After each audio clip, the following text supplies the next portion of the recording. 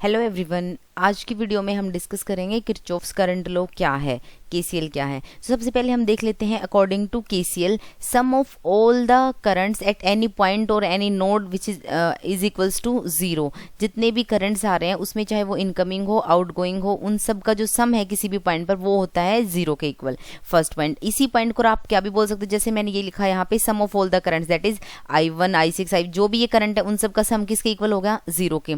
अब जो ये नेगेटिव पॉजिटिव है ये किसके अकॉर्डिंग आए हैं, इनके डायरेक्शन के। अगर I1 फॉर एग्जांपल मैंने ले लिया इनकमिंग को यहाँ पे पॉजिटिव और आउटगोइंग को यहाँ पे ले लिया नेगेटिव, तो I2 और I4 जो है वो नेगेटिव हो गए, बाकी पॉजिटिव। उन सब का जो सम है वो जीरो है। ये नेगेटिव पॉजिटिव किसके अकॉर्डिंग लिया है मैंने, इनकी डायरेक्शन के अकॉर्डिंग। ठीक है, अब इसको मैं क्या भी लिख सकती हूँ, ये इस फॉर्म में भी लिख सकती हूँ that I1 plus I6 plus I5 plus I3 which is equals to I2 plus I4। तो ये क्या हो जाएगा, इसके अकॉर्डिंग हम क्या बोल सकते हैं, sum of incoming current is equals to sum of outgoing current. तो ये केसीएल के अकॉर्डिंग है, इसको हम काफी ज्यादा न्यूमेरिकल्स में यूज करेंगे। इसलिए ये इतना इंपॉर्टेंट है कि इससे जो क्वेश्चन है आपका जो सॉल्व करना है वो काफ़ी इजी हो जाता है। अगर आप केसीएल यूज़ कर रहे हो, कई बार केवीएल से भी इजी हो जाता है। तो ये कुछ जो है टर्म्स होंगी जो आपके यूज़ में आएंगी, इसलिए हम पहले इनको डिस्कस कर रहे हैं। ठीक है, अब ये इसमें एक पॉइंट इंपॉर्टेंट क्या है, that KCL is based on the conservation of charge. Conservation of charge का क्या मतलब है, चार्ज कंजर्व है, ये सबको पता है। हम 9-10 से जब से इलेक्ट्रिक चार्ज टॉपिक आता है, 8th में आता है, आई थिंक पता नहीं 10th में आता है, तब से ही शुरू हो जाता है कि चार्ज क्या है, कंजर्व है। सबको पता है कि क्रिएट डिस्ट्रॉय नहीं होता, कंजर्व रहता है। आप एक फॉर्म में बोल दिया आपने कि हाँ भाई कोई भी इलेक्ट्रॉन था, प्रोटॉन, इस पे इतना चार्ज है, 4 है 6 है, तो आपका चार्ज क्या रहेगा, वो कंजर्व रहेगा। ठीक है, पर किसके अंदर, एक आइसोलेटेड सिस्टम के अंदर। ये ध्यान रखना, सॉरी मैं भूल गई, एक आइसोलेटेड सिस्टम में, अगर एक आइसोलेटेड सिस्टम है, अगर उसके अंदर ये दो तरीके, इस तरीके से कोई भी दो एलिमेंट हैं, कुछ भी मान लो आप, तो दो इलेक्ट्रॉन है, आपने उनको रब किया, एक इलेक्ट्रॉन यहाँ से ट्रांसफर हो गया। ठीक है, पहले सिस्टम में अगर 10 थे तो अब भी 10 ही रहेंगे, यहाँ पे सिर्फ इतना फर्क पड़ेगा, यहाँ पे एक कम हो गया, यहाँ पे एक ज्यादा हो गया।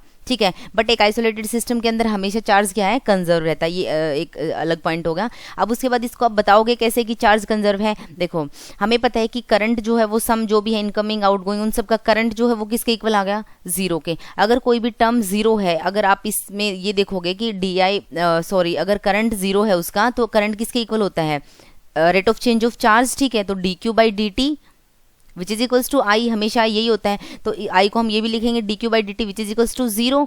तो किसी भी टर्म का डिफरेंशिएशन कब जीरो होता है, जब हमारे पास वो टर्म क्या होती है, कांस्टेंट होती है। तो यहाँ से हमें क्या पता चला, q क्या है हमारे पास, कांस्टेंट। तो हम क्या बोल सकते हैं कि चार्ज क्या है, कंजर्व है। ठीक है, ये पॉइंट क्लियर हो गया। उसके बाद हम देखते हैं नेक्स्ट पॉइंट कि करंट डिवीजन रूल क्या है। यहाँ पे करंट डिवीजन रूल क्या होता है। ठीक है, अकॉर्डिंग टू दिस, ये भी सबको पता है, बिल्कुल बेसिक है, बस मैं एक बार आपको रिवाइज करा रही हूँ। करंट डिवीजन रूल, यहाँ पे आपकी वोल्टेज है, फॉर एग्जांपल आपके पास दो रेजिस्टेंस हैं, कहीं पे भी इस तरीके से पैरेलल में, सीरीज में, तो आपका करंट सेम रहेगा। करंट कहाँ डिवाइड होगा हमेशा, जब कोई भी दो रजिस्टर, इंडक्टर, कैपेसिटर पैरेलल में होंगे।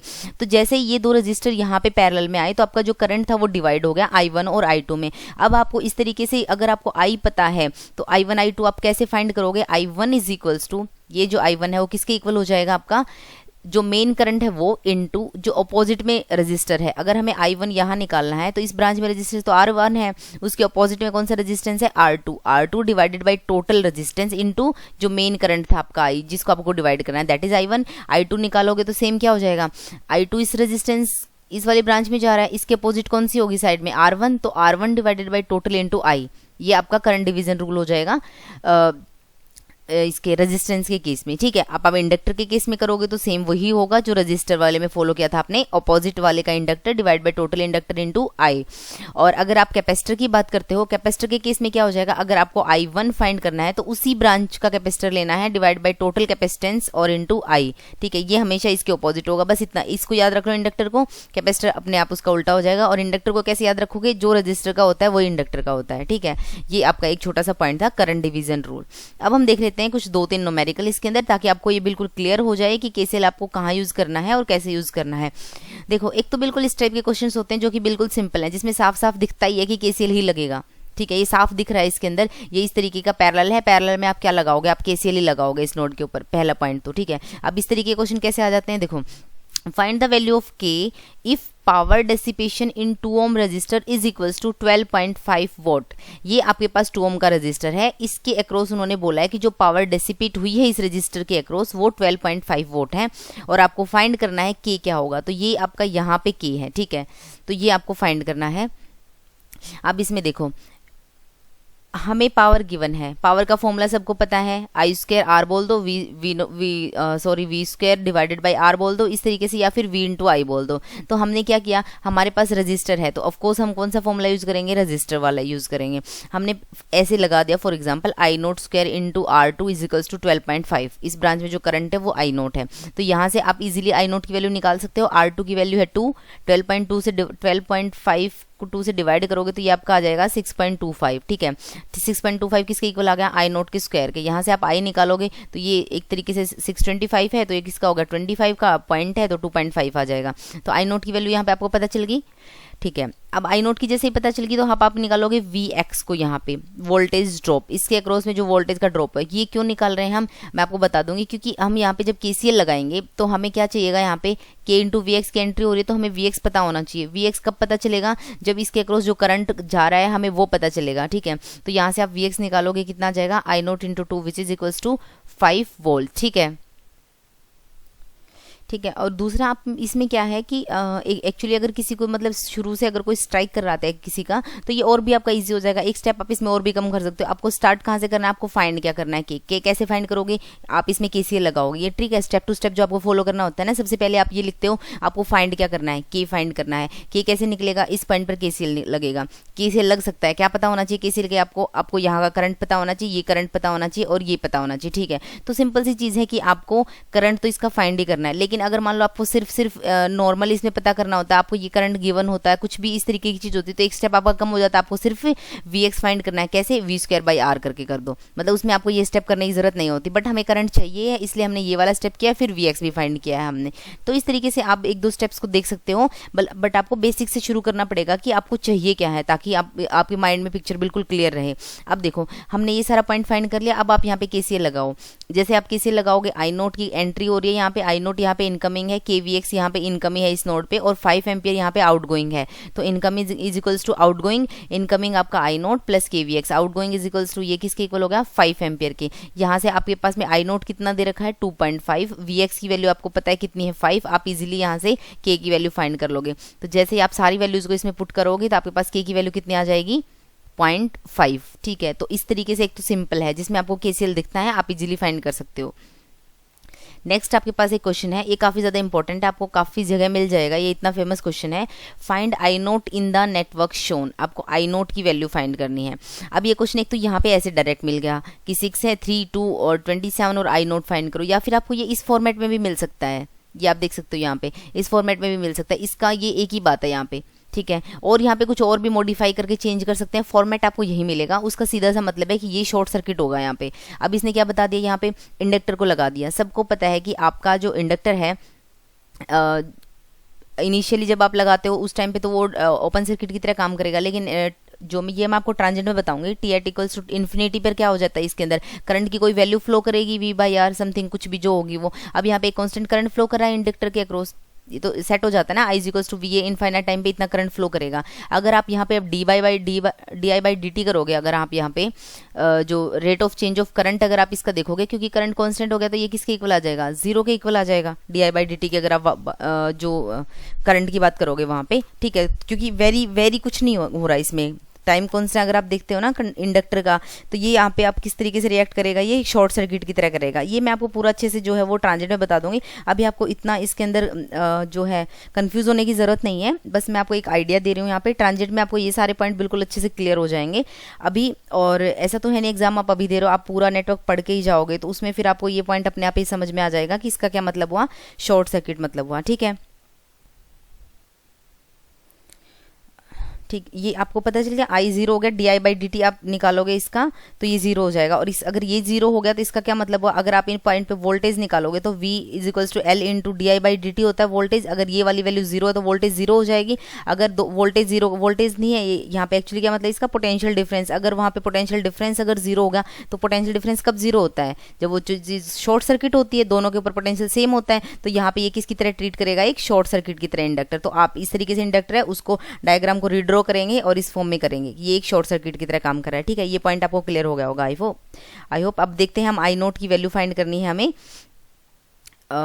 ये देखो नीचे, सबसे पहले आप क्या करोगे, इस सर्किट को रीड्रॉ करो। सर्किट को रीड्रॉ कैसे करेंगे हम, क्योंकि इस तरीके से तो आपको ये क्लियर नहीं होगा यहाँ पे कैसे आया क्या आया। ये पॉइंट और ये पॉइंट सेम है, दोनों का पोटेंशियल सेम है, तो इन पॉइंट को इस तरीके से आप ज्वाइन कर दो इस फॉर्मेट में।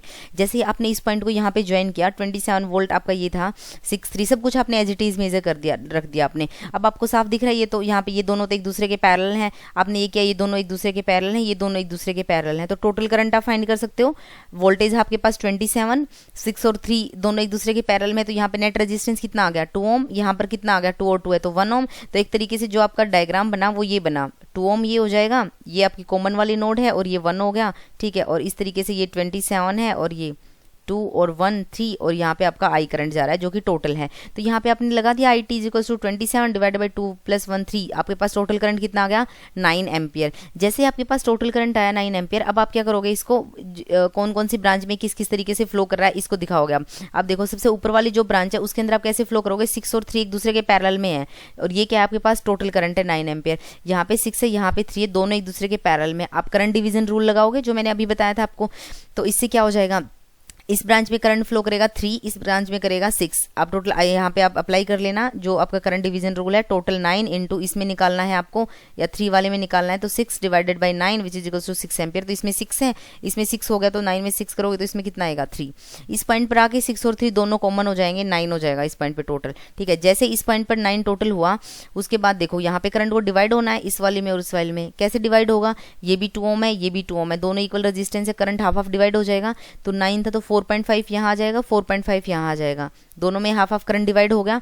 ठीक है, आप देखो आप इसको जैसे ही आपने ये वाला इसमें ड्रॉ किया, आप इसको वापस उसी वाली फॉर्मेट में लेके आओ जैसे ये पहले था। इसमें करने का फायदा क्या है कि आपको ये पता चल गया कि इस ब्रांच में कितना करंट जा रहा है, इस रजिस्टर से कितना करंट पास हो रहा है। ये सारी वैल्यू जब आप उसी सेम डायग्राम में पुट करोगे कि 6 ओम से करंट जा रहा है 3 एम्पियर, इस वाले जो 3 ओम रजिस्टर था उससे कितना करंट जा रहा है 6 एम्पियर, इन दोनों में 4 पॉइंट जा रहा है। तो इस वाली ब्रांच में कितना जा रहा होगा, देखो इसमें साफ, यहाँ से तो 3 आ रहा है, यहाँ पे 4.5 जा रहा है, तो 1.5 कहीं से आया होगा। तो सीधी सी बात है 1.5 ये इस वाली ब्रांच से आया होगा, यहाँ पे ये देखो ये 1.5 ये यहाँ से आया होगा, सिंपल सी चीज़ है इसमें।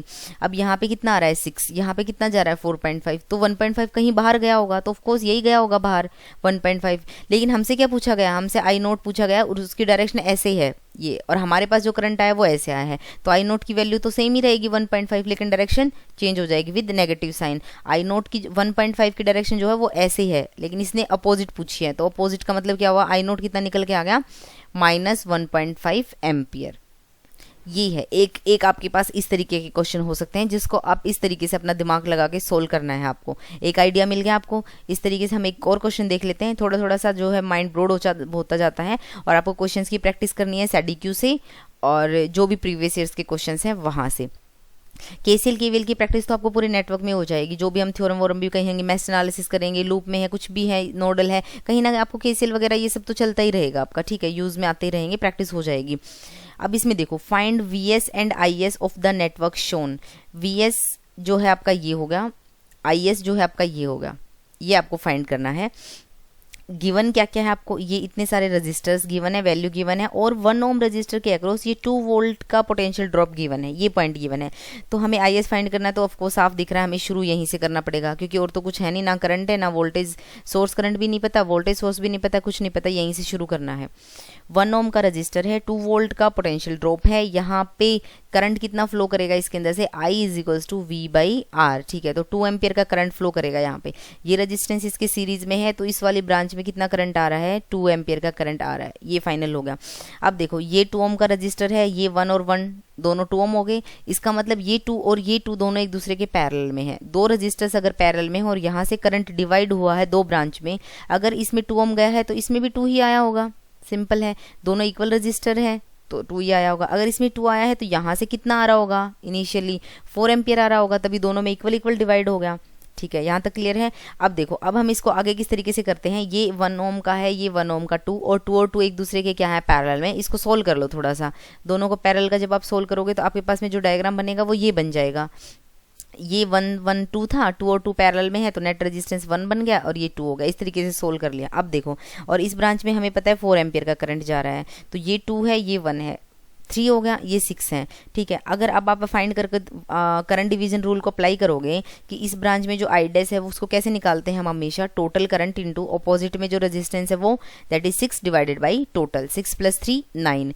आपके पास आई एस नहीं पता पर आई डैश तो पता है ना आपको, तो यहाँ से आप आई एस फाइंड करोगे इजीली, क्योंकि आई डैश आपको गिवन है 4 एम्पियर, आप वहाँ पे 4 एम्पियर की वैल्यू पुट करो तो वैल्यू कितना आ गया टोटल करंट आपके पास, ये यहाँ से आ गया आपको 6 एम्पियर। इसी तरीके से आप वी एस की वैल्यू निकालोगे, आई एस आपको पता चल गया 6 है तो वी कितना आ जाएगा, I S into R equivalent, आपके पास में आर इक्विवेलेंट यहाँ से फाइंड कर लो, 3 है और 6 और 3 जो है दोनों पैरेलल में है, तो 6 और 3 पैरेलल में कितना होता है 2, 5 इसके साथ सीरीज में आ जाएगा तो 7 हो जाएगा। वी एस कितना आ गया 42 वोल्ट। ये जो है वो बेसिकली किसके ऊपर बेस्ड था, करंट डिवीजन रूल पे बेस्ड था। स्टार्ट आपको इस तरीके से करना है तो थोड़ा सा आपको आइडिया मिल जाएगा। लास्ट क्वेश्चन देखते हैं हम केसीएल के ऊपर। लास्ट क्वेश्चन है ये हमारा, देखो काफ़ी अच्छा क्वेश्चन है और काफ़ी ट्रिकी भी है। एक बार आप समझ के इसको अपने हाथ से एक बार दोबारा करना। फाइंड आई नोट, ये है आपका आई नोट और ये आपको क्वेश्चन दिया है, इसके अलावा कुछ नहीं गिवन। इस 4R के जो ब्रांच है उसमें 1 एम्पियर का करंट फ्लो कर रहा है। काफ़ी अच्छा क्वेश्चन है ये, ठीक है, प्रीवियस ईयर्स में आए हुए क्वेश्चंस होते हैं ये। देखो अब गेट वगैरह में इस लेवल के जो हैं वो अच्छे क्वेश्चंस आते हैं। इसमें देखो 4R रजिस्टर है आपके पास, 1 एम्पियर का करंट फ्लो कर रहा है। अब आपको फाइंड करना है आई नोट। कैसे शुरू करोगे, क्या करना है आपको, तो यहीं से शुरू करो। पहला पॉइंट तो आपको पता चल गया 1 एम्पियर का करंट फ्लो कर रहा है, रजिस्टर पता है, तो आपको इस ब्रांच में यहाँ से यहाँ तक क्या पता चल गया, पोटेंशियल का ड्रॉप। कितना पोटेंशियल का ड्रॉप हो गया, V = I इंटू आर। आई 1 है, R है 4R, तो यहाँ पे पोटेंशियल का ड्रॉप कितना आ गया 4R का, तो ये मैंने यहाँ पे लिखा हुआ है V = 4R पोटेंशियल का ड्रॉप। ठीक है, अब जब यहाँ पे आपके पास में 4R पोटेंशियल का ड्रॉप हुआ है, आपको क्या फाइंड करना है अब इस टाइम पे, इस टाइम पर आपको फाइंड करना है करंट। अगर आपको पता है 1 एम्पियर इसमें करंट फ्लो कर रहा है तो आप इसमें टोटल करंट फाइंड कर सकते हो वही करंट डिवीजन रूल लगा के। जब आप इसमें करंट डिवीजन रूल अप्लाई करोगे तो टोटल करंट आपको पता चल जाएगा यहाँ पे कितना है 3 एम्पियर। ये अभी मैंने पिछले में भी करंट डिवीजन रूल लगाया था, आपको एक ब्रांच में पता है टोटल का नहीं पता तो आप इसमें इजीली फाइंड कर सकते हो। तो ठीक है, ये आपके पास कितना आ जाएगा 3 एम्पियर। अब देखो इसमें अगर 3 एम्पियर आ रहा है, ये आपके पास 1 है तो इसमें कितना जा रहा होगा 2 एम्पियर जा रहा होगा। ठीक है, वैसे इसकी कोई ज़रूरत नहीं है बट आपको पता चल गया। ठीक है, ये पॉइंट आपको पता चल गया। अब देखो ये पॉइंट, ये एक रजिस्टर है, यहाँ पे कुछ टोटल रजिस्टर है, कुछ भी है वो, उसका ये वाली नोड और इसकी ये वाली नोड दोनों एक पॉइंट पे कनेक्ट है। ठीक है, इसका जो दूसरा एंड है इन रजिस्टर का, ये वाला एंड, और इसका जो दूसरा एंड है वो ये, और ये आपस में सब सीरीज में है। सीरीज क्या मतलब, एक ही पोटेंशियल पे है। यहाँ पे अगर V है, यहाँ पे भी V है, यहाँ पे भी V है, इसका दूसरा एंड यहाँ कनेक्ट है। इसका मतलब ये पूरा सिस्टम जो है वो पैरेलल में है एक दूसरे के। तो अगर 4R का पोटेंशियल ड्रॉप यहाँ पे है तो इसके अक्रॉस भी 4R का पोटेंशियल ड्रॉप होगा। मैं आपको दिखा देती हूँ डायग्राम कैसे बनेगा। एंड देखो ये इस तरीके से, ये 4R का, ये तीनों एक दूसरे के पैरेलल हैं। अब ये बाकी और मत देखना, इसमें कंफ्यूज हो जाओगे, बस इतना ही जरूरी था। ठीक है, ये मैंने आपको समझा भी दिया है, दोनों का एक एंड कनेक्ट है। पैरेलल में कोई चीज कब होती है, जब उसके दोनों एंड एक दूसरे के साथ इस तरीके से, इसका फर्स्ट एंड यहाँ पे दोनों का एक पॉइंट पे कनेक्ट है, यहाँ पे भी कनेक्ट है, तो इसका ये वाला एंड जो है वो भी ये सेम ही पॉइंट है, क्योंकि पोटेंशियल यहाँ पे सेम ही है तो किसी तरीके से कनेक्ट कर दो इनको, ये आपको देखना पड़ेगा। तो इस रजिस्टर के अक्रॉस भी वोल्टेज का ड्रॉप कितना हुआ 4R का, यहाँ पे रेजिस्टेंस भी 4R है, वोल्टेज का ड्रॉप भी 4R है, तो इसमें से करंट कितना फ्लो करेगा, I कितना आ जाएगा यहाँ पे 1 एम्पियर का। 4R I = V/R, 4R divide by 4R कितना आ गया यहाँ पे 1 एम्पियर का। अब देखो यहाँ पे 1 एम्पियर आ रहा है, यहाँ पे 3 एम्पियर आ रहा है, तो ऊपर से कितना आ रहा होगा 4 एम्पियर का करंट फ्लो कर रहा होगा यहाँ से। अब देखो अगर आप इसमें से 4 एम्पियर का करंट फ्लो कर रहा है तो आगे देखो, अब ये वाली जो ब्रांच है इसको हमने कैसे कनेक्ट कर दिया, इसको हमने इसके पैरेलल में ही ले गए, ये कर सकते हैं हम इजीली। 1 सेकेंड, इसको हम पैरेलल में कनेक्ट कर सकते हैं इसके, ये यहाँ पे यहाँ से था, यहाँ से हमने इस पॉइंट से कनेक्ट कर दिया, ये 4R है, ये भी 4R है, ये वो 4R है, तीनों एक दूसरे के पैरेलल में हैं तो ये पैरेलल में कनेक्ट कर दिया। अब इस वाले पॉइंट को हमने इसको यहाँ से हटा के थोड़ा सा सीधा कर दिया। सीधा करने का मतलब क्या हुआ, ये वाला पॉइंट जाके यहाँ कनेक्ट है, देखो ये यहाँ से आ गया, ये 3R का है, ये रजिस्टर को हमने एज इट इज उठा के यहाँ पुट कर दिया, ठीक है। तो अब यहाँ वाला ये पॉइंट तो हट गया यहाँ से, क्योंकि ये पोटेंशियल जो कनेक्टेड था, जो ये इसी पॉइंट पर कनेक्ट है, एक ही बात है, यही पोटेंशियल है, ये भी यहाँ पे ये पोटेंशियल है, तो हमने इसको यहीं कनेक्ट कर दिया जाके, और ये वाली ब्रांच है जो यहाँ पे सेम रह गई, ठीक है। पोटेंशियल तो सेम ही है ना, कहीं कनेक्ट कर दो, मैं यहाँ कनेक्ट करने बजाय इसको यहाँ कर देती। समझ रहे हो आप? एक बार इसको क्लियर ही कर लेना प्लीज़, कन्फ्यूजन नहीं रहना चाहिए कोई भी। ये पॉइंट मैंने यहाँ कर रखा था, इसको मैं ऐसे भी कर सकती हूँ, ये ऐसे करके, पोटेंशियल तो सेम ही है। अब धीरे धीरे मैं इसको ऐसे भी कर सकती हूँ, एक ही बात है। अब धीरे धीरे इसको ऐसे करने की बजाय आप ऐसे कर लो, ये खाली हो जाएगा, एक ही बात है। क्योंकि ये वाला जो पॉइंट है ये यहाँ पे कनेक्ट हुआ हो चाहे यहाँ पे कनेक्ट हो, वैल्यू तो सेम ही है ना उसकी, तो हमने इस तरीके से इसको कनेक्ट कर दिया, सो सिंपल। अब यहाँ पे 4R का पोटेंशियल ड्रॉप था और इसके अक्रॉस कितना पोटेंशियल ड्रॉप आ गया, ये देखो 4 एम्पियर का करंट जा रहा है, 3R रजिस्टर है, 12R का वोल्टेज ड्रॉप हो गया। 12R ये है, 4R ये है, टोटल वोल्टेज का ड्रॉप कितना हुआ 16R का। तो इसका मतलब इस वाली ब्रांच और इस वाली ब्रांच के बीच में 16R है, इसका मतलब इसके और इसके बीच में भी 16R है, इसका मतलब इसके और इसके बीच में भी 16R का है। तो आपको वोल्टेज का जब ड्रॉप पता चल गया 16R है और आपको आई नोट फाइंड करना है, तो 16R डिवाइडेड बाई कितना हो जाएगा, जो आपका रजिस्टर है 2R वो उसे डिवाइड कर दो, तो आई की वैल्यू पता सॉरी हाँ आई नोट की पता चल जाएगी आपको। 2 से 2 कैंसिल हो गया, ये आपका 8 एम्पियर करंट फ्लो करेगा। तो आई नोट के अंदर कितना करंट फ्लो कर रहा है 8 एम्पियर। इस तरीके से जो है वो आप इन क्वेश्चंस को सोल्व करोगे। और आपको ध्यान रखना है कि फाइंड क्या करना है, कहाँ से करना है। कई बार बिना वजह गलत हो जाए, अब ये इसमें लगा दिया V डैश है और कुछ पूछ लिया और कुछ दिखा दिया, आप बिना वजह कुछ और कंफ्यूज होते रहते हो, कुछ और फाइंड करने की कोशिश करते रहते हो कि मान लो आप इसमें इक्विवेलेंट रेजिस्टेंस को फाइंड कर रहे हो, फिर फालतू की चीज़ें कर रहे हो, वो करने की ज़रूरत ही नहीं है। जो पूछा गया आप वहीं से शुरू करो और वही फाइंड करो, ठीक है। आपको सिर्फ इसका रेजिस्टेंस पता है, आपको सोचेंगे ये रेजिस्टेंस नहीं दे रखा तो मैं सोल्व कैसे करूँ, अरे इसकी ज़रूरत ही नहीं है। कई लोगों का होता है कि हम इक्विवेलेंट फाइंड करके ये करेंगे वो करेंगे, ये नहीं दे रखा तो सोल्व ही नहीं कर सकते। अरे ये नहीं दे रखा, ठीक है नहीं दे रखा, इसकी कोई ज़रूरत ही नहीं पड़ी हमें। पैरेलल में हमें वोल्टेज का ड्रॉप पता चल गया, रेजिस्टेंस पता है, करंट फाइंड करके दिखा दिया, हमें कोई ज़रूरत नहीं थी इसकी, ठीक है। सो इस तरीके से जो है वो आप इनको फाइंड कर सकते हैं और इस तरीके से अपने दिमाग को आपको थोड़ा सा ब्रॉड करके चलना पड़ेगा। So this is all about this video. I hope आपको वीडियो में कुछ यूजफुल टिप्स लगी होंगी ताकि आप सारे क्वेश्चंस को सोल्व कर पाओ। नेक्स्ट वीडियो में हम KVL डिस्कस करेंगे, तब तक आप काफ़ी सारा क्वेश्चंस की प्रैक्टिस करना। इन सब का जो PDF है इसका, वो आपको वीडियो के डिस्क्रिप्शन बॉक्स में लिंक उसका मिल जाएगा PDF का, और कुछ इन्फॉर्मेशन आपको इंस्टा पे भी मिल जाएगी। इंस्टा का लिंक भी इसमें गिवन है, टेलीग्राम चैनल का लिंक गिवन है, आप उनको ज्वाइन कर सकते हो। और प्लीज़ चैनल को सब्सक्राइब कर देना जिसने चैनल को सब्सक्राइब नहीं किया है। Thank you.